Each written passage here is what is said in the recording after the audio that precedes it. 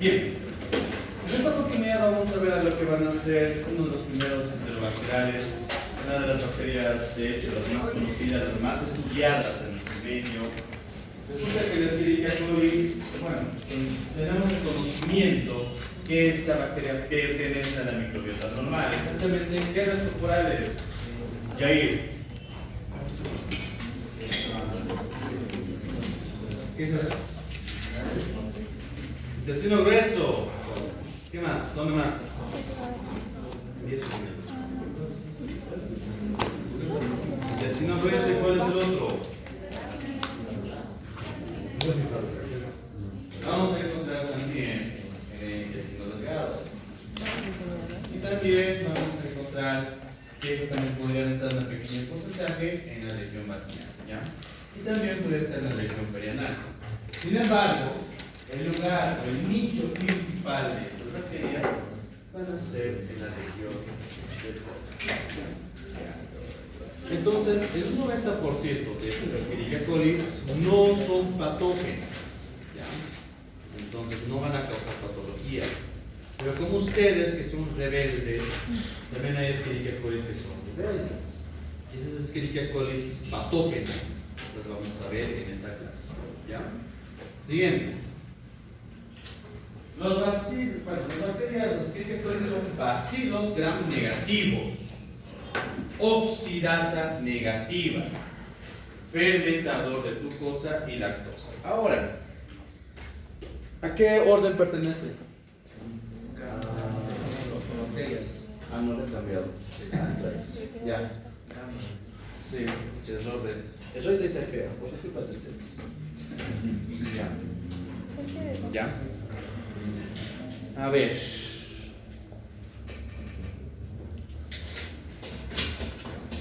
Van a ver en los antiguos libros que se utilizaba el término de la familia. ¿Qué familia sería? Enterobacterias. A ver. Si hablamos de la familia Enterobacteriaceae,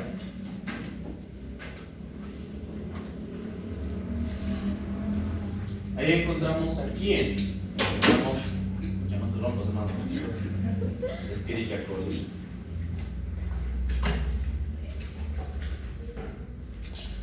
Encontramos a la Salmonella, SPP, que son 2500 especies. Encontramos a la Shigella, SPP. Encontramos a la Klebsiella.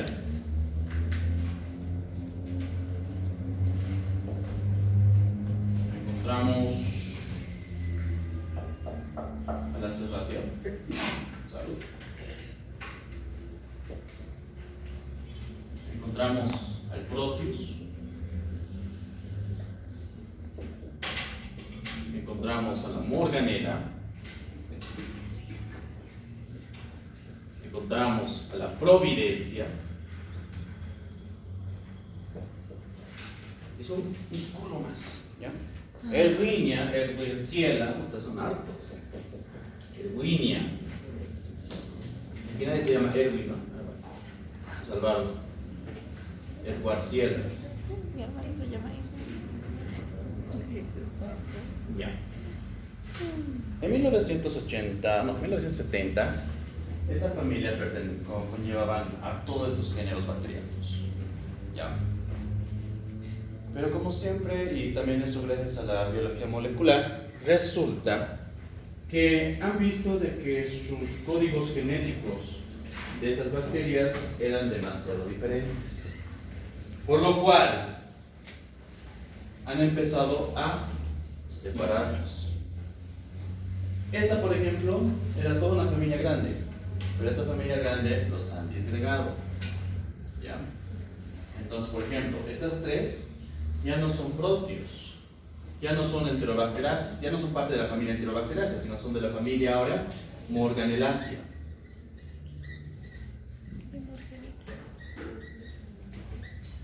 La Erwinia y Erwinciella y también la Yersinia van a pertenecer a la familia Yersinacea.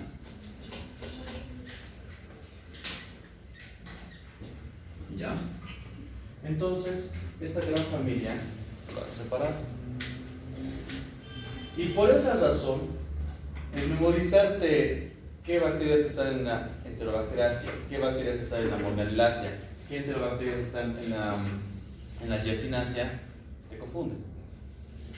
Por eso actualmente, cuando hablamos de estas bacterias en general, ya no utilizamos la familia como referencia, sino utilizamos una categoría más. ¿Y cuál es la categoría que es superior a esta? El orden. Y el orden va a ser en este caso los enterobacteriales. Bien. ¿Estamos bien hasta aquí? ¿Está claro esa parte? Ahora, por eso en los artículos a partir del 2017 hablamos ya de enterobacteriales, ya no de la familia Enterobacteriaceae. ¿Ya? Por eso ya no voy a decir el término de enterobacterias, sino simplemente como enterobacteriales. Entonces, la Escherichia coli es un enterobacterial. ¿Ya? Y de forma también de coincidente, también va a pertenecer a la familia Enterobacteriaceae. Sin embargo, el elemento que yo voy a utilizar más va a ser el elemento de la orden. Un enterobacterial va a ser un bacilo gram negativo, sin agrupación. Todos los enterobacteriales van a fermentar glucosa.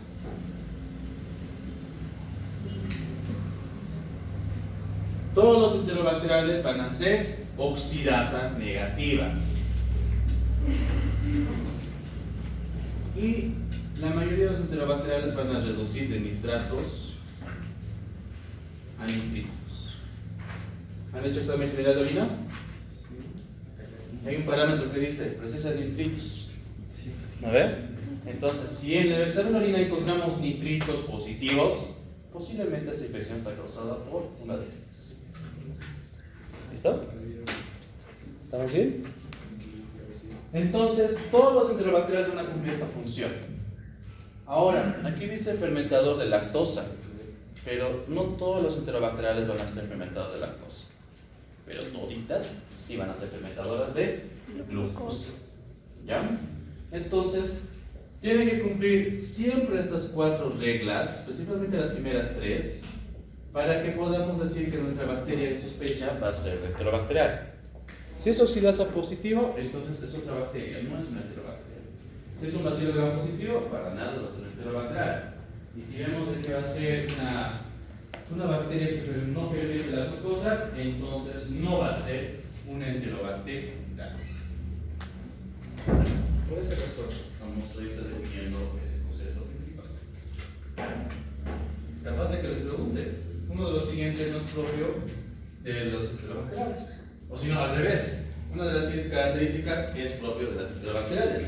Y ustedes saben bien cómo me encanta inventar las respuestas, ¿no? Espero que estén leyendo bien. ¿Hay alguna pregunta? ¿Está bien? Ya. Entonces estamos iniciando con la más bonita, la Escherichia coli.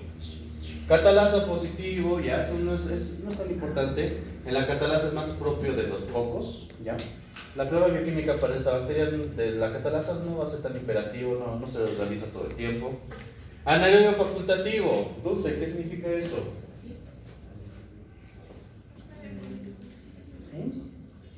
¿Cómo es? Melanie.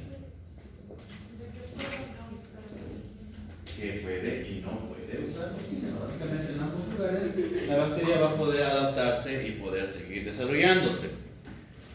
Mish. ¿Qué es mesófilo? Que se puede adaptar a la temperatura. O bueno, se va clasificando según su temperatura. Ya, y en este caso, ¿qué rango de temperatura será mesófilo? De 20 a 40. 20 a 40. ¿Serán importantes para nuestro medio y para nuestros seres humanos? Sí. ¿Por qué, Elia? ¿Por qué es importante los mesófilos? Angie.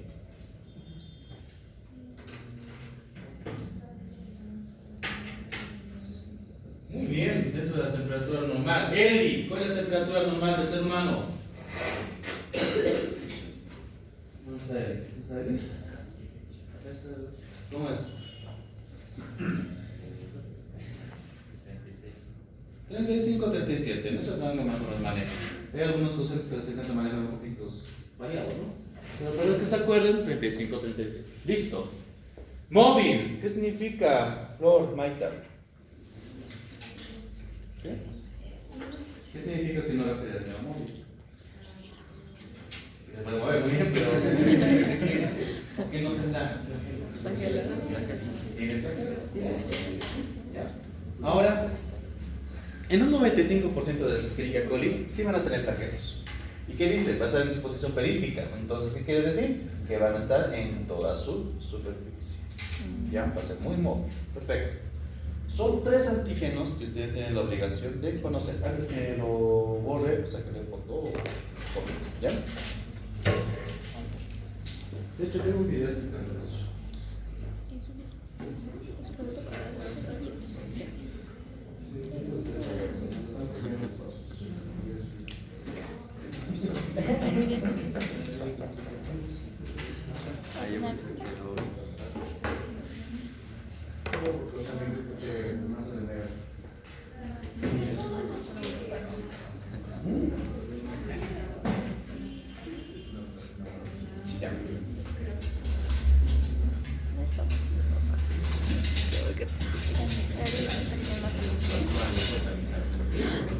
Quiero explicarles así. Son 3 antígenos que tienen que conocer ustedes de los enterobacteriales. Los enterobacteriales van a tener 3 antígenos importantes. Estoy diciendo la misma oración, pero al revés, porque hay algunos que no me entienden de la otra manera, entonces lo digo de la otra manera, ¿ya? Al decirlo yo, ¿ya? Entonces, antígeno. Ay, la puta, ya esto lo tenemos. Esto ya está muerto. Está muerto. El antígeno somático va a ser el antígeno O. El antígeno somático es un antígeno que se va a encontrar en el cuerpo de la bacteria, ¿ya? En la pared, ¿no? O sea, aparte de encontrar lipopolisacáridos, en las enterobacteriales vamos a encontrar un antígeno O. El antígeno capsular, esta lo vamos a conocer con la letra K. ¿Listo? Y el antígeno flagelar. ¿Dónde se va a encontrar el capsular? En la cápsula. ¿Dónde se va a encontrar la flagelar? En el flagelo, ¿no? Entonces, esta va a ser el antígeno H. ¿Listo? Si una bacteria tiene un antígeno H4, ¿qué te hace entender? Que la bacteria tiene flagelo. Si una bacteria tiene el antígeno K2, por ejemplo, tiene cápsula. Los dientes van a tener somática, eso sí. Pero la cápsula y la flagelar va a ser variable. ¿Listo? ¿Estamos bien hasta ahí? ¿No me van a hacer renegar? No. Espero que no. Siguiente. ¿No pasa la llave? No. Buen intento, pero no. El antígeno, bueno, hemos dicho que la pared bacteriana tiene una endotoxina internamente. ¿Cuál es esa endotoxina? Esa va a ser el lipopolisacárido. Hemos dicho que va a ser como antiagente antígeno y también funciona como endotoxina. A ver, Yumei, ¿está Yumei? ¿Qué será una endotoxina? O sea, ¿qué función tendrá? ¿Cuál es su importancia?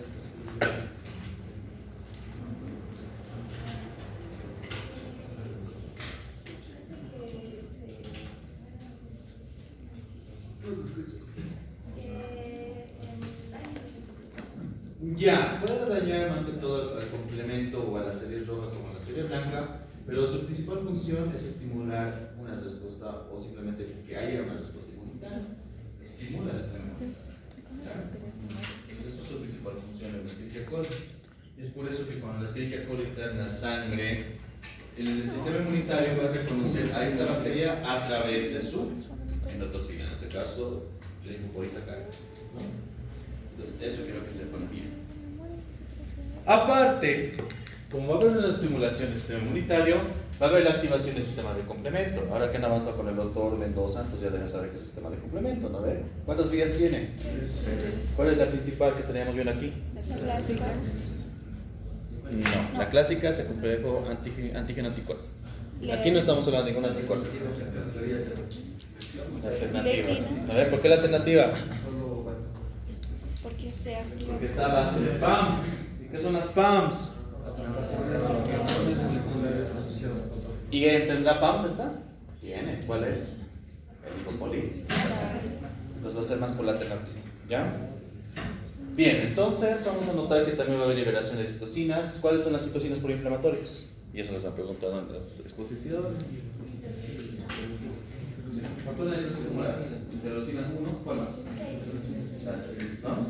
Hay otras más, pero son las tres principales.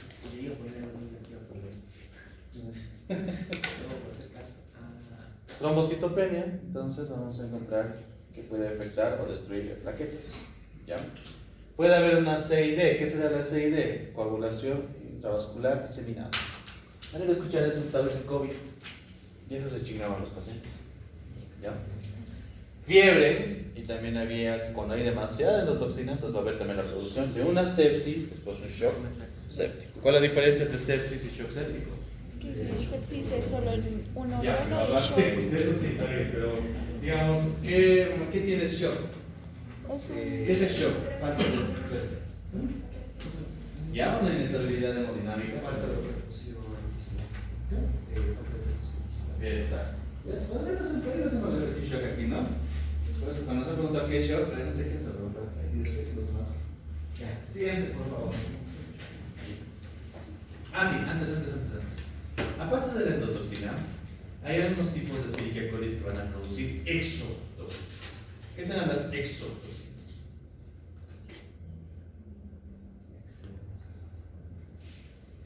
Son toxinas que se botan afuera, listo. La endotoxina va a estar dentro de la pared. En cambio, la exotoxina es algo que se va a expulsar. Ahora sí. Entonces, hemos dicho que también hay otros elementos que cumplen y funcionan como algunos factores de riesgo importantes, como la cápsula. ¿Qué función tendrá la cápsula? Proteger, ya, pero más o menos, ¿qué función más hace? Recubrir. Reconocer. Evita la fagocitosis. Interviene en el mecanismo de la fagocitosis. Gracias a eso la bacteria se mantiene viable, ¿no?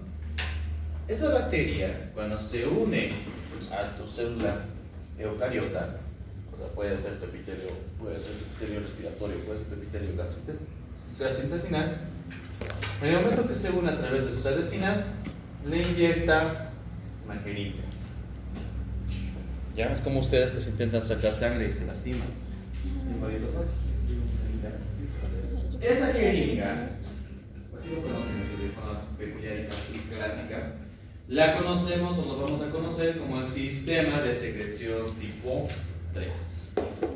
¿Ya?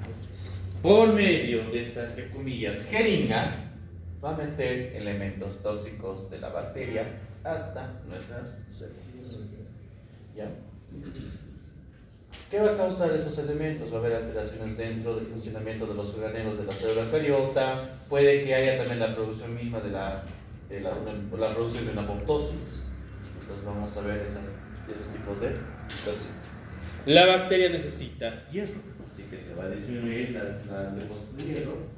Más o menos podemos ver hasta que la misma transferida en la ferritina va a uno va a aumentar y otro va a disminuir, así que van a ver con esto. Bien. Y la bacteria, la Escherichia coli, hemos dicho que no tiene resistencia intrínseca, pero sí puede tener resistencia adquirida. ¿Ya? ¿Estamos bien hasta aquí? Ya no con chubis porque es pesado este tema. ¿Ya? Siguiente, por favor, Teresa. Ahora, cabe mencionar de que la mayoría de todas las Escherichia coli no van a ser patógenas. Todos van a vivir en tu colon, pero van a estar felices. Mientras tú les des comida, mientras tú les des dinero, mientras ustedes te den transporte, van a ser fieles hacia vos. ¿A quiénes esas recuerdas? Yeah. Y la cuestión es de que si tú la pones en otro lugar, la migras a otro lado, entonces ya se vuelve pastor. Se vuelven infieles, ¿no? Así que eso. No es que sean infieles porque quieren, aunque bueno, son complejas, ¿no? Pero si tú las descuidas, listo. Bueno, hay varias películas que justifican la infidelidad. ¿Han visto Titanic? ¿Han visto Ley de la Pasión? Te ayuda a estar sano. Ya, ¿todo bien? Entonces, la Escherichia coli no va a ser patógena en un 90% de las cepas en tu intestino.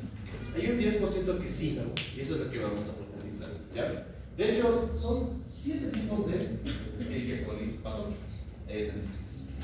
Escherichia coli enteropatógena. Escherichia coli enterotoxigénica. Escherichia coli enteroinvasiva.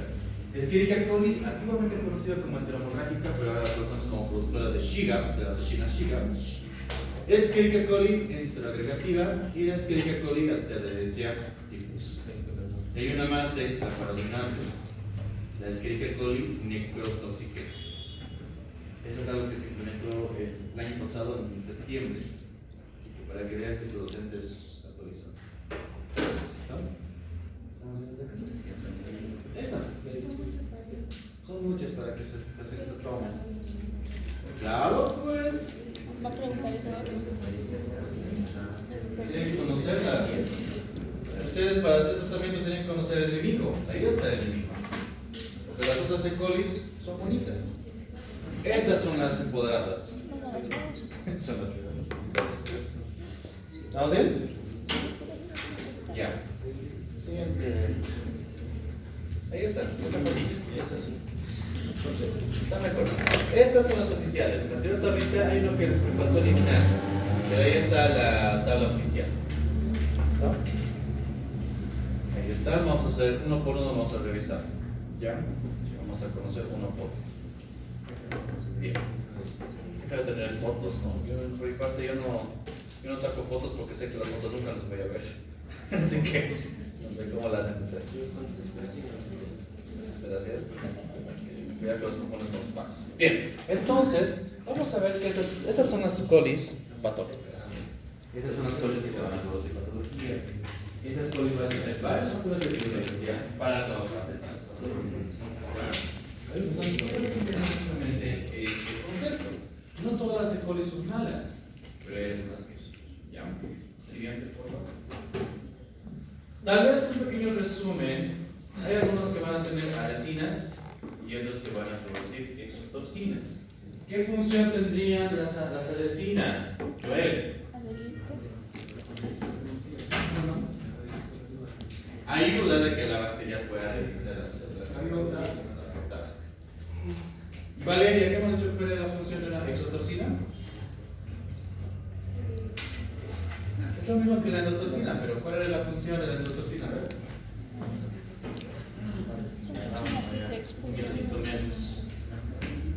¿Cómo es? Exacto, que diplomacia celular, ¿no? Eso, bien. De hecho, estas exotoxinas que están viendo ustedes van a producir unos efectos un poquito más fuertes. ¿Ya? Bien, siguiente. Empezamos con la primera. Escherichia coli enterotoxigénica. La Escherichia coli enterotoxigénica va a tener varios elementos por el cual se va a mantener adherida a tu enterocito. Esta bacteria va a producir patología a nivel gastrointestinal. Bueno, de hecho llega hasta la superficie del enterocito, pero no invade, ya, porque no tiene enzimas lípidas. Simplemente se va a quedar afuera. Sin embargo, esta pinche produce dos tipos de exotoxinas: la termolábil y la termoestable. Y esta termolábil, como también la termoestable, ingresan dentro del enterocito. Afectan justamente el funcionamiento de la absorción del agua. Vemos de que hay dos mensajeros importantes, el GBPC y la AMC. Por acaso, la AMC, este es otro AMC, ya es el segundo mensajero. Hay otro AMC que es mecanismo de resistencia, ya no se van a confundir, son dos cosas muy diferentes. ¿Ya? Entonces, ¿cuál es la función de estos dos? Ya que están en fisio, ya han avanzado en fisio. Pero no la han entendido, que sus estudiantes no han respondido. Está otra duda, ¿no? ¿Es maltrata? Me gusta a ustedes eso. Ya. En palabras gruesas, básicamente alteran, no alteran, regulan justamente las proteínas cotransportadoras, haciendo que los electrolitos puedan ingresar. Pero si estas están alteradas, Si estas están de una forma revertidas, en vez de absorber, ¿qué van a hacer? Van a botar, ¿qué? Agua y cloro. ¿Ya? Entonces, por esa razón, por esa alteración, la bacteria, bueno, no la bacteria, sino la toxina de esta bacteria hace de que haya diarrea. El paciente pierde líquidos.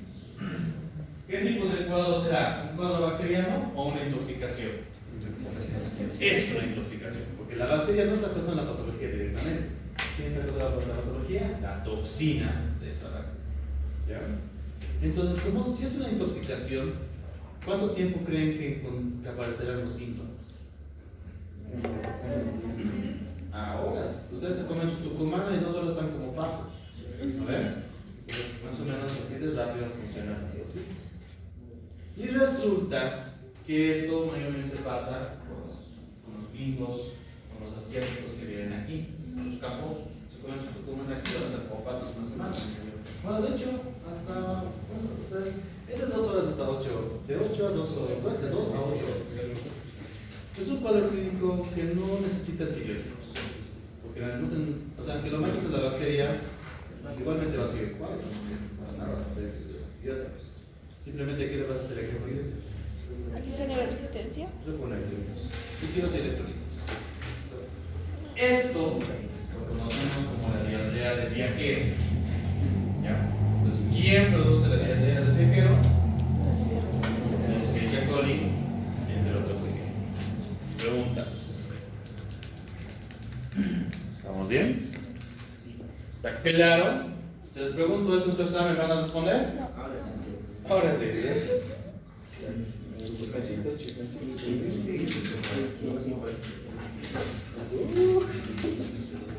Ya. Siguiente. Esta otra imagen para que puedan complementar el orden.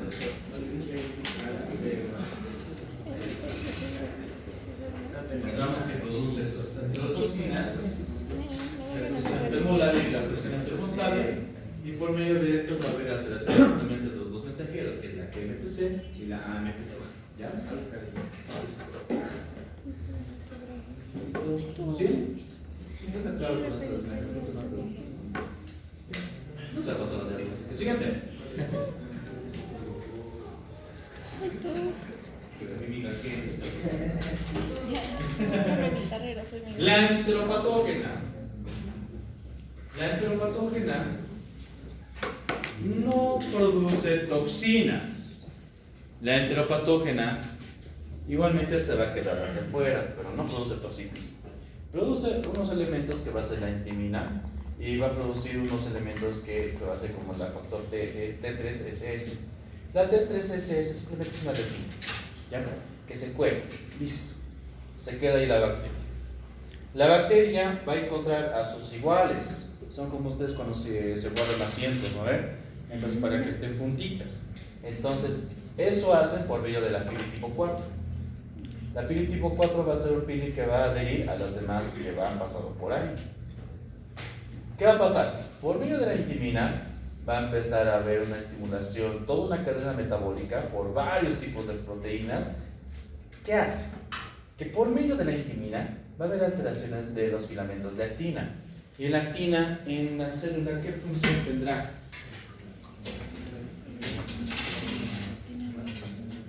Básicamente están acá los dos. ¿Puedes ver, no?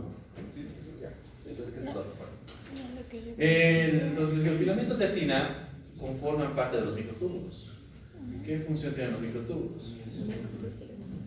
Mantienen en orden todos los organelos, como también la estructura de la célula eucariota. ¿Ya?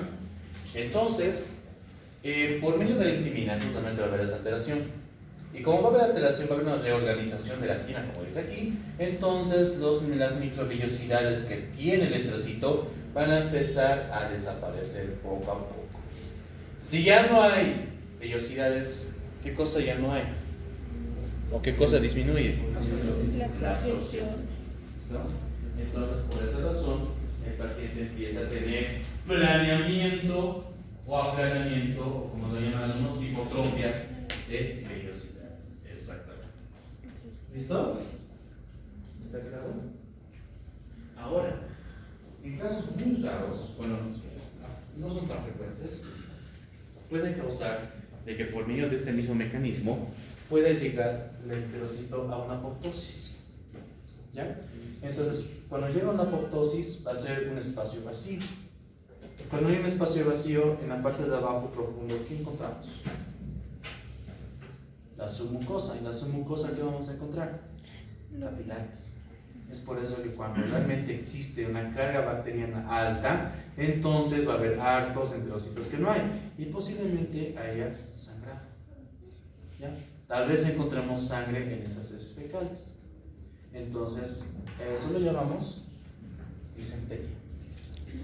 La disentería es la presencia de sangre rutilante roja en heces fecales. ¿Ya? Y cuando ustedes vean que es rojo, significa que el punto de sangrado o el punto de la hemorragia está cercano a la salida. Entonces puede ser en todo, cualquier sector del colon o tal vez en cierto punto final del intestino delgado. Cuando es más arriba, la sangre ya no sale roja. ¿Negra? Sale negra, lo que se llama es melena. Melena, sí, eso. ¿Ya? Entonces una cosa es la melena y otra cosa es la disentería. ¿Estamos bien hasta aquí? Sí. Siguiente. Ahí está la imagen para que lo puedan entender mejor. Creo que ustedes sí, claro. ¿Saben que yo sé solos? ¿Pensaron ustedes así de bien? ¿Cuándo se actualizan? ¿Qué? Pues disentería. Chacha, ya casi medio curso de eso. Independientemente de la excusa, ¿no? ¿Contexto? No. Ah, ya, por si acaso, antes que me olvide. Aparte de la decina que va a tener, la TSS1, como hemos dicho que era el sistema de secreción tipo 3. Entonces, por medio de eso va a empezar a botar elementos tóxicos y eso también ayuda para que, junto con la intimina, puedan reformularse los filamentos de actina. Siguiente. Entonces, veamos el siguiente. Este es el más peligroso, el más potente. Antiguamente conocida como la Escherichia coli enterohemorrágica. Entonces, cuando dicen enterohemorrágica, ¿qué entienden por eso? Más cantidad de sangre en las heces fecales. ¿Ya? Entonces, entendemos de que actualmente lo conocemos por nombre de la productora de la toxina Shiga. Ahora, una bacteria que es netamente patógena va a ser la Shigella. Y la Shigella produce la toxina Shiga. Eso es la toxina que lo hace realmente peligroso y patógeno. Pero resulta que una Escherichia coli indicó eso. ¿Ya? Que igualmente creó su propia toxina Shiga. ¿Ya? Y resulta que la Escherichia coli y la Shigella son como primas hermanas, son muy similares, son muy cercanas. Entonces justamente vemos esa peculiaridad. ¿Ya? Ahora, ¿qué pasa? Por medio de la toxina, independientemente de las subunidades que puede tener, porque la subunidad A y la subunidad B tienen diferentes funciones, vemos de que esta va a ingresar. Va a poder primero afectar también la función de las microvellosidades, va a haber aplanamiento de las microvellosidades, y esta va a ingresar atacando al enterocito, causando su apoptosis y también fácilmente va a poder llegar a la circulación. Entonces, esta es invasiva, ¿ya? Y gracias a eso puede causar también síntomas sistémicos. Ahorita vamos a ver. De hecho, esto le dio a mi hermanito cuando era pediátrico. Cuando tenía 9 meses, no, 11 meses. Todavía iba a soler, ¿ya? Así que tranquilos. Pero sí le dio esto. Yo no sabía en ese momento, todavía no era médico. Estaba en bachiller todavía. Cuando ya estudié esta pinche, dije, la mierda, esta es la desgraciada que casi me mata a mi hermano. Ya, porque ha entrado a terapia intensiva. Sí, está bien el soncito. ¿Estamos bien? Entonces, eso. Siguiente. Ahí está. Básicamente, igualmente va a tener sus factores, igualmente va a tener el sistema de excitación tipo 3, por medio de la toxina va a poder afectar los filamentos de la actina y invade fácilmente a lo que va a ser el torrente sáico. Y aparte, la toxina, como también la misma Escherichia coli, llegan al torrente sanguíneo y pueden empezar a destruir eritrocitos, va a empezar a destruir plaquetas. Entonces también cuando llegan al riñón van a empezar también a afectar al glomérulo. ¿Qué se llama la inflamación del glomérulo? Entonces vamos a encontrar que si son varios glomérulos afectados, ¿qué va a provocar eso? Una insuficiencia. Por eso el síndrome urémico hemolítico va a ser caracterizado por una insuficiencia renal, por una trombocitopenia y por una anemia hemolítica. Y la anemia hemolítica, cuando tú escuchas el término hemolítica, ¿qué entiendes? No hay eritrocitos por destrucción de eritrocitos. Realmente la anemia hemolítica es autoinmunitaria, pero aquí estamos viendo que va a ser causada por una bacteria. ¿Ya? ¿Estamos viendo esta parte? Entonces, la complicación principal de la enteromorrágica, lo conocemos como portador de Shiga, o toxina Shiga, va a ser el SHU, síndrome urémico hemolítico. ¿Y cómo está caracterizado? Insuficiencia renal, trombocitopenia y anemia hemolítica microangiopática. Ahora, ¿por qué será microangiopática? Porque todas esas levadas pasan en los capilares. Por eso también vamos a ver también que puede causar, o sea, esa destrucción de los eritrocitos pasa en los capilares, no tanto en el torrente sanguíneo principal. ¿Listo? Siguiente. La enteroinvasiva adherente o adherente invasora. Esta pinche igualmente va a tener su pequeño elemento que lo va a fijar, que va a ser el file tipo 1, como también es el CA-CAMP6, y esta ingresa al enterocito. Dentro del enterocito va a poder multiplicarse y también tiene la posibilidad de llegar al torrente sanguíneo. La toxina Shiga destruye enterocitos, pero produciéndoles o estimulando su apoptosis, y es mucho más activa que las demás biotipos. ¿Ya? Como es más activa, va a haber menos enterocitos, por eso va a haber más espacios vacíos, y eso va a provocar que haya más sangre en las heces fecales. Esta también, en menos proporción, pero también puede básicamente afectar esa alteración. Y lo interesante es de que tiene varios plásmidos de invasión. Las famosas IPA-B, la B, la A, la B, la C y la D, que van a ser plásmidos especializados para que esta misma, cuando es fagocitada, no sea destruido el macrófago. ¿Ya? Entonces tiene como un escudo. Véanlo como su escudo de Capitán América. ¿Listo? ¿Estamos bien hasta aquí? Sí. Bien. Creo. Estiren un poco. Un minutito, ¿verdad?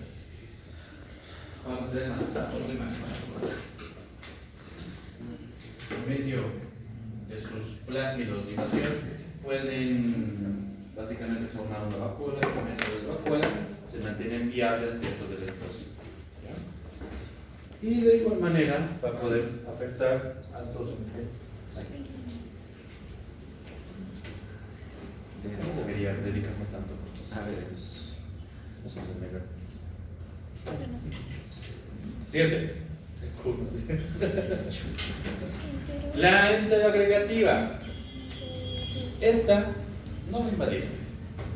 Se queda allá afuera. Pero esta pinche produce biofilm. ¿Qué hemos hecho que era biofilm? Una mucosa mucilagenosa causada por la glucocálix. Exacto, muy bien que se ha dado. Y como hay un glucocálix excesivamente formado, o sea, va a haber biofilm, que va a provocar de que la bacteria misma aquí pueda aprovechar en multiplicarse. Y eso se las conoce como microcolonias. Y esas microcolonias van a producir esas toxinas respectivamente y van a empezar a afectar también el enterocito. ¿Ya? Entonces, igualmente, por medio de esto, va a afectar a nivel del genoma y el genoma va a hacer de que ya no haya producción de actina. Por eso, esta bacteria le encanta la actina, de una u otra manera la afecta. ¿Ya? Entonces, como no va a haber actina en este enterocito, ¿qué va a provocar? Aplañamiento de las microbiosidades y después una apoptosis. Por eso hoy podemos encontrar una disquiteria. No es frecuente, pero sí puede haber. Ya, mayormente si ya sea, no más rápido. Siguiente.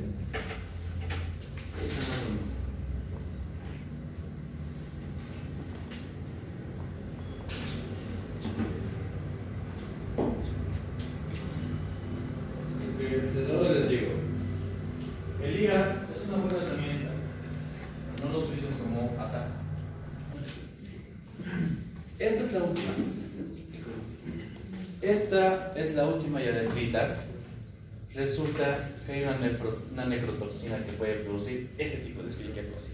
Esa las vamos a conocer como la necrotoxigénica. Y esta tiene un efecto realmente lascivo. Miren, básicamente provoca una destrucción total en lo que va a ser el enterocito. ¿Puede haber sangrado? También podría haber, pero la inflamación va a ser generalizada, van a ser varios enterocitos afectados y por esa razón vamos a encontrar que la diarrea va a ser persistente. ¿Y cómo? Va a haber varios enterocitos que se van a desprender, y como van a ser varios enterocitos a la vez que se van a desprender, las vamos a ver de una forma macroscópica como un moquito. Es por eso que sus diarreas van a ser mucosas. ¿Ya? Y esa principalmente la confunden con lo que son las infecciones parasitarias. Lo que en los parásitos hay uno que se llama la amoeba estolítica, que produce la amebiosis, y esa sí siempre te va a producir diarrea con sangre y moco. Entonces, mayormente en la clínica lo confunden con esto. Piensan que es el parasitosis, pero resulta que es Escherichia coli. ¿Ya? Preguntas hasta aquí. Poquitos, ¿no? Bonito, ¿no? Chévere. Siguiente. Ahí están entonces. Todos los Escherichia coli que hemos visto van a producir síntomas inespecíficos: fiebre, vómitos, diarrea, cólicos abdominales, colitis. Pero eso sí, puede ser una colitis sin sangre o con sangre, ¿no? Entonces, la enteropatógena mayormente va a producir una diarrea acuosa, ¿ya? Porque no invade, no rompe. Ahora, si rompes, porque realmente, bueno, mejor dicho, va a provocar una apoptosis, pero tiene que haber harta bacteria para que haya un poquito de sangre, pero no va a ser característica. La enterotoxigénica, nica que van a encontrar sangre. ¿Por qué? La toxina es la que produce la patología. Entonces, simplemente va a haber alteración de los segundos mensajeros de la enterocina. La enteroinvasiva, ahí sí vamos a encontrar sangre. ¿Ya? Y aparte también podemos encontrar, pues, efectivamente, la enteroagregativa, podemos encontrar una diarrea prolongada. Pues, a la vez van a encontrar un poquito de sangre aquí igualmente. Aquí, la productora de toxina Shiga, conocida como enterohemorrágica, sí te va a producir una diarrea hemorrágica, o sea, disentería. Y también puede causar dengue. ¿Ya? Y las adherentes difusas, bueno, diarreas. Esa ya lo hemos quitado, ya no existe esta adherencia difusa. ¿Ya? La hemos reformulado. Hemos colocado ahí en vez la necrotoxigénica, mejor dicho. Y la necrotoxigénica podemos encontrar ese tema. No me he olvidado actualizar, entonces, algo que tienen que nosotros ustedes como médicos principiantes, ¿qué? Es reconocer que la sangre en espectadores no es normal. ¿Ya? La bacteria que produce una disentería principalmente va a ser la Shigella. Pero en segundo lugar encontramos los biotipos patógenos de la Escherichia. ¿Ven sangre en las heces fecales? Van a decir, ¿es normal? No, pues a varones van a decir eso. En niños con sus heces fecales con sangre, tiene que llamar la atención. En ese momento tiene que reponer líquidos porque está perdiendo líquidos. Ahora, una cosa es que sea sangre y otra cosa es que sea porque han comido beterraba. Eso también te confunde, ¿no ves? Entonces aquí tienes que saber o preguntar a la mamá qué le dio de comer al paciente. Ahora, si es un paciente menos de 6 meses, evidentemente va a ser muy difícil tener un alimento extra que no sea de leche materna. Entonces ahí sí tienes que pensar que posiblemente sea sangre. Ahora, si es más de 6 meses, entonces ya hay que preguntar. ¿Le dio beterraba a su hijito? Sí, ya es eso. Listo. Siguiente. Y este es el SHU. Anemia hemolítica. Encontramos trombocitopenia y encontramos insuficiencia renal. Ahora la conocemos como falla renal, ¿no? Pero bueno, la falla renal va a dar origen a una insuficiencia renal. Ahora miren, la más problemática, la que ha causado múltiples epidemias, es la Escherichia coli enterohemorrágica o 157H7. ¿Qué significaba el O? El antígeno somático. ¿Qué tipo de antígeno somático tiene? La 157. H. Entonces tiene flagelos. Entonces vas a tener unos flagelos de tipo 7. ¿Listo? De acuerdo a esos antígenos, se clasifican en las E. colis. Hay algunos que no van a ser tan patógenas, hay otros que van a ser mínimamente patógenas. Hay algunos que van a ser potencialmente productores de epidemias. Entonces, por eso las clasificamos y por esa razón estamos conociendo estos tres antígenos. ¿Ya? Siguiente más. Puede causarte infección urinaria. Esto ya va a ser cuando la bacteria está fuera de su hábitat. Todo lo que hemos visto es todo pasado en el colon, todo pasado en el intestino grueso. Pero, bueno, ¿qué es lo que pasa? A veces, por factores higiénicos, especialmente de las damas, por el factor aspecto anatómico que tienen, la cercanía del meato anal con el meato urinario es muy cercano, entonces fácilmente las bacterias, las Escherichia coli que están en el intestino, pueden llegar a las vías urinarias. Entonces, cuando llega eso, cuando realmente es una gran cantidad de bacterias Escherichia coli, por ejemplo, que llegan a las vías urinarias, entonces eso va a ser una infección urinaria. La Escherichia coli es la más frecuente, el 80, no, póngale 75%, hasta 80% pueden causar virus. ¿Ya? O sea, la etiología más frecuente de infecciones urinarias va a ser por esta bacteria. Las otras va a ser Klebsiella pneumoniae, va a ser la Proteus vulgaris o Proteus mirabilis, va a ser otro que es Staphylococcus apophyticus o Enterococcus fecalis, y así sucesivamente va bajando. Pero la más frecuente va a ser la Escherichia. ¿Ya? ¿Qué pasa si llega la bacteria a nivel de las meninges? Te va a pasar meningitis, ¿no? Y mayormente, ¿cómo puede llegar a la meninge? Hemos visto que son dos biotipos que pueden llegar fácilmente por medio de la sangre, ¿no? La sangre va a atravesar la barrera hematocefálica y listo. A mi hermanito le dio esto. Sí, eso es objeto. Pero vamos mayor. 4 gramos. Sí, te vaya bien, hermano. Que te vaya bien con el verbo to be. Bien. ¿Estamos bien? Siguiente. Ya la punto para nosotros. ¿Cómo hacemos el diagnóstico? Perdón. Básicamente, tomamos en cuenta en dónde está la sintomatología. ¿Está en las heces fecales? ¿Qué tipo de muestra van a solicitar? Esos fecales, ¿no? Por eso. Si vemos un paciente que está con shock séptico, ¿qué tipo de muestra van a solicitar? Sangre, que va a estar en los dientes sanguíneos, ¿no? Exacto. Eso se lo llama hemocultivo. En un paciente con una infección urinaria, orina, vamos a pedir, ¿no? Y después un paciente que está en el cuadro de los signos meningios, ¿Pulsión lumbar? y filocefalotraqueidea por una punción lumbar. Exacto. ¿Qué medios? Principalmente McConkie. ¿Ya? Puede que sea cualquier medio, pero para poder nosotros aislarlo, o solamente que hacer que crezca la Escherichia coli, McConkie, MD, que es Eosimetrin Blue, XLD, que es silol lisina desocicolato, SS, Salmonella shigella, CLED, es cisteín, lactosa, deficiente de electrolitos, y hay agares cromogénicos. ¿Ya? Y bueno, eso es lo que van a ver en las colonias. ¿Y qué vamos a ver a nivel de la microscopía? Son bacilos gram negativos sin agrupación. Los bacilos gram negativos son gruesitos. Hay algunos que son más delgados, pero estas sí son gruesitas. ¿Ya? ¿Y no se confunde, doctor, con esos que parecen tipo racimos? O sea, que están como medio agrupados.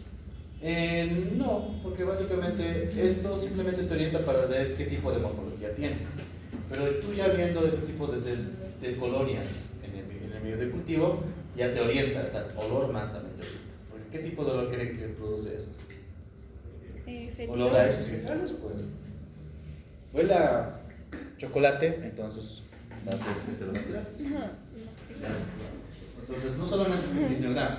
La tinción gram te va a dar un diagnóstico presuntivo, pero en el definitivo tienes que hacer el análisis de la tinción gram, el análisis de la macroscopía, o sea, de las colonias, y las siguiente, por favor, y las pruebas bioquímicas. Las pruebas bioquímicas es algo que se implementa para poder darle el apellido o confirmar el diagnóstico. Tú sospechas justamente una Escherichia coli, entonces con las pruebas bioquímicas recién ya puedes confirmar que es una Escherichia coli. Este es el famoso IBIC, antiguo, en algunos lo siguen utilizando. ¿Qué dice? Indol positivo. Entonces en estos dos tubos, cuando hay un anillo productor, anillo rojita aquí, eso va a ser indol positivo. ¿Cuál es el fundamento del indol? Que básicamente va a poder formar el triptófano en indol. Listo.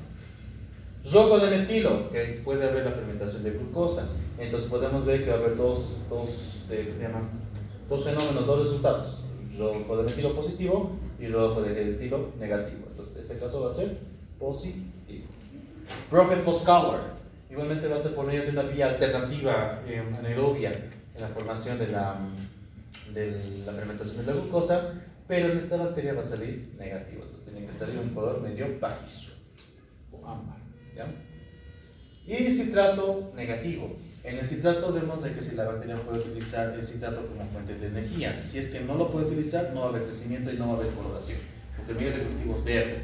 Pero cuando cae un cambio de verde a azul, entonces va a ser positivo. En este caso va a ser negativo.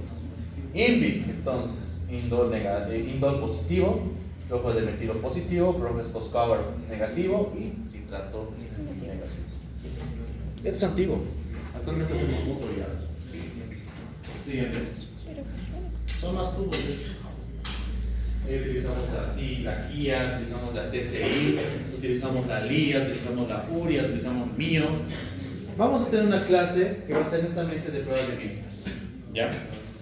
Porque a la base de eso también les voy a preguntar. Ya no quiero ya. Esto no lo van a hacer ustedes, pero quiero que entiendan que así se hace el diagnóstico. Así para que ningún bioqui, para que ningún laboratorista te mate. Entonces, nosotros tenemos que saber más o menos qué es lo que pasa en el laboratorio, porque tú eres médico, tú supuestamente eres líder del Team Salud, hay que demostrarlo. Entonces, eso es conociendo diferentes áreas. El área de laboratorio, el área de enfermería, el área de nutrición, tienes que conocerlos. O sea, todos los profesionales tienen su labor. Entonces, como médico no puede estar pisoteando a nadie. ¿Ya? Y les va a pasar, su ego se les va a subir, eviten eso. El ego sirve para crecer, pero cuando ya sientes que estás pisoteando a otras personas, hay que detener. Bien, ahora resulta que a este medio de cultivo, a este maconqui, le hemos metido sorbitol. Y lo bonito es de que en la Escherichia coli encontramos dos tipos de colonias, unos rosadas y unos sin color. Pero gracias al sorbitol encontramos una colonia medio blanquecina. Y resulta que esas blanquecinas posiblemente sean unas cepas patógenas. O sea, este medio de cultivo, el maconqui sorbitol, te puede acercar un poquito a la presencia de una cepa o un biotipo patógeno. ¿Ya? Sorbitol es difícil de conseguir. En el empleo intenté implementar, pero no conseguí aquí. Así que eso no pierdo. Siguiente. En Colombia sí estoy yo. Miren, el siguiente paso va a ser la biotipificación, que por medio de anticuerpos voy a saber qué tipo de antígeno tiene esa bacteria. ¿Qué antígenos tenemos que buscar? Los tres: somático, capsular y flagelar. Y de acuerdo a eso podemos ver un listado. Por ejemplo, hay un O75H44, una bacteria que tiene un antígeno somático 75 y un flagelar 44. Entonces, los fueron clasificando así: los más graves, los más fuertes. Entonces, por eso la biotipificación es una faceta que actualmente ya algunos laboratorios no lo hacen, porque también cuesta plata eso. Así que debería hacerse, pero en Bolivia, como siempre, ahí las manos, ¿no? Listo. Siguiente. Pero ahora tenemos a disposición la biología molecular.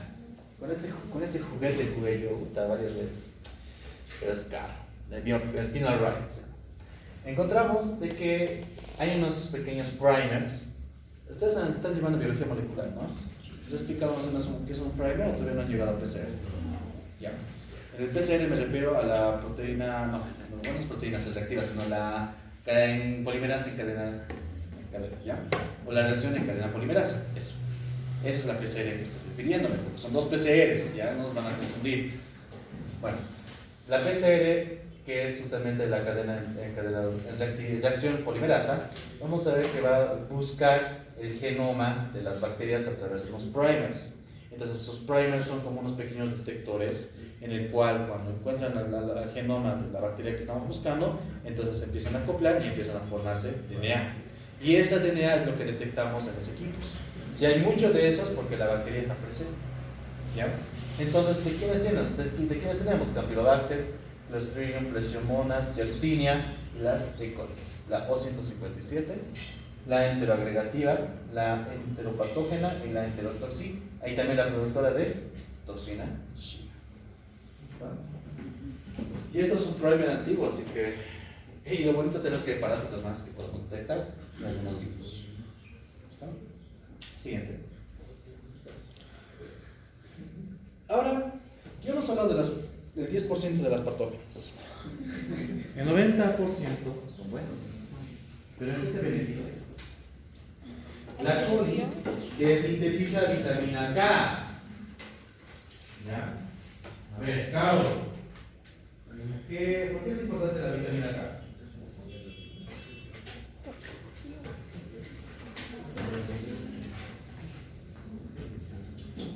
Carlita, ¿en qué interviene la vitamina K?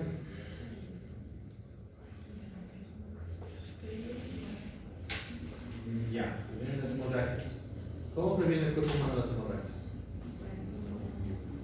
Interviene en la coagulación. Eso es mejor. Bien, muy bien. Ya, entonces vamos a ver ese tipo de situaciones. ¿Ya? ¿Qué es la vitamina K? Fermenta lactosa. Muchos de ustedes ya están empezando a tener intolerancia a la lactosa. Ya se han dado cuenta. Y obviamente eso pasa cuando sus E. coli están disminuidos. Porque la coli te lo fermenta la lactosa y ya no hay esa dispepsia, esa pesadez. Especialmente cuando comen algo con lácteos. Pero eso sí, tus bacterias van a ser bonitas, pero si tú las cambias de lugar a nivel del sistema urinario, del aparato urinario o del sistema nervioso central o en la sangre, se vuelven patógenas. ¿Listo? Siguiente. Puede haber muchos tratamientos, pero eso sí, si la bacteria es productora de pelea basal, hay algunos antibióticos que no puedes utilizar, los aminopenicilinas. Si es pelea de alto riesgo, ¿Se puede usar los carbohidratos? aminopenicilinas no, y tampoco los amoxiclavulánico ni ampicilina surlactana. BLES, ¿quiénes no sirven? Los Penicilinas, cefalosporinas y monobacterias. Tienes que servir más o menos de forma extraordinaria los carbapenémicos, ¿no? Y si produce carbapenemasas, no sirve nada. ningún beta-tratado. Otros son indesectos. ¿Ya? Listo. Entonces, por eso, en la anterior clase, en el anterior martes hemos hecho esto. Y había justo varios mecanismos de destruir esas bacterias. Así que, provecho. Sigue. Hay que ser así. Preguntas. Ay, no.